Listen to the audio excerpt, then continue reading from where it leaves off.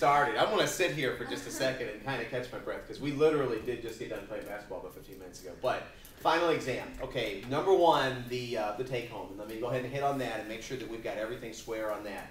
It is posted. There is 1 or 2 more articles I think I'm going to add in reference to the take home. So definitely take a look at that. So I think that's going to push it up to about 9 articles that will be in play for the take home exam. And for the most part, that should pretty well square exactly what we're looking for in reference to the take-home. You might even be able to pull some things in from the outside. This is your last chance, obviously. So with this in mind, I'd sit down with it over the weekend, give it some reasonable attention if you haven't already, because there are some tricks in that. And there are some things that are going to be really clear-cut. There are going to be some things in there that are so obvious, you're probably going to overlook them. And then there are going to be some other things where it's really going to be hard to give me an answer, but you're going to have to do your best on it. So kind of play around with that, but you can get a letter grade if you answer more. So go ahead and do that.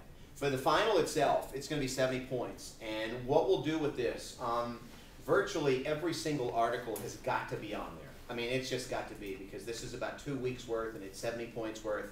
There will be more writing and less multiple choice on this one because you're going to have more time. And that actually might be something that will help you out a little bit, so kind of keep that in mind.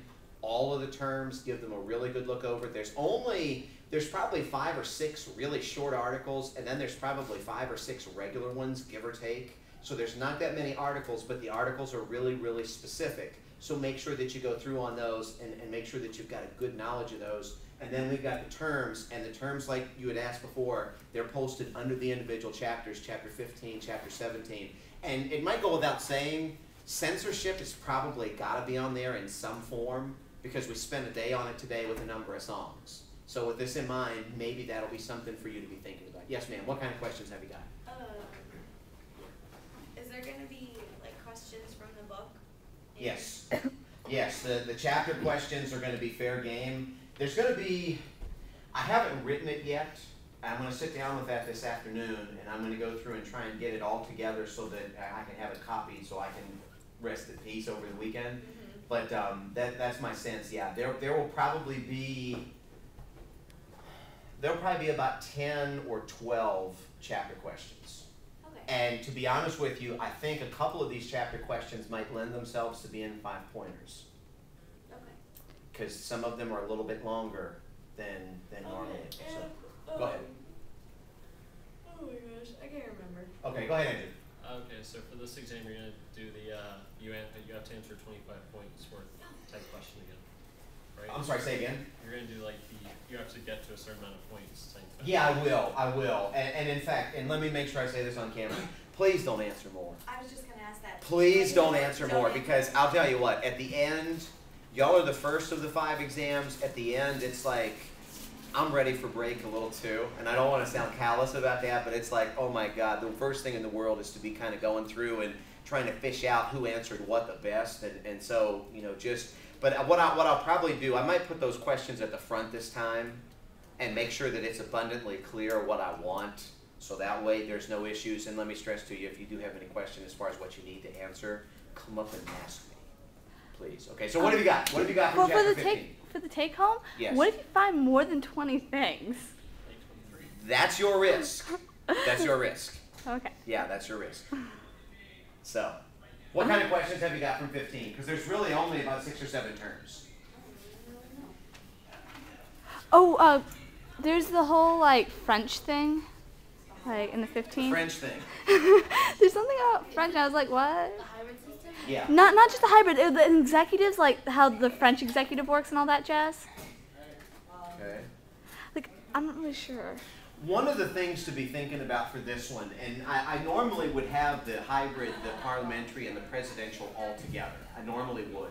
Obviously, this one I didn't. What I will do, and what I would ask you to pay attention to, is head of government versus head of state, and make sure that you've got those different roles from the 3 systems.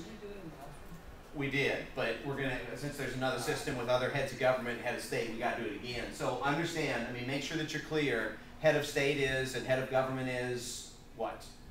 Yeah, for the French, what is, because it was confusing, because it could depend, like. Yeah, that's what I'm thinking like, too. It can depend on, like,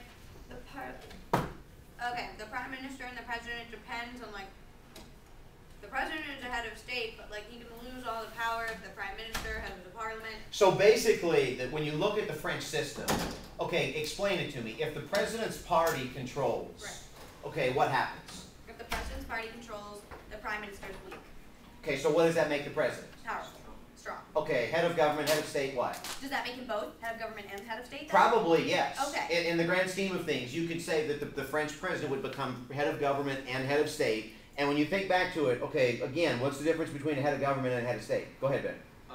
Head of state is more ceremonial roles with some diplomatic things like the Queen of England or Queen of Spain or Emperor of Japan, where they handle more people things and not so much.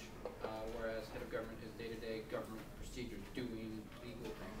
Yeah, the head of state is typically the more ceremonial, it's the more outward looking position. The head of government is typically going to be the position that's going to be the more powerful one. In most systems, yeah. Now, when you look at this and thinking back to the British system, the monarch was the head of state. head of state, and then the prime minister was the head of government. When you think to the United States, what was the United States? Both. He's the President head was of state both. and head of government. Okay, now in the French system, or maybe even another example, one of these days might evolve into the Russian system.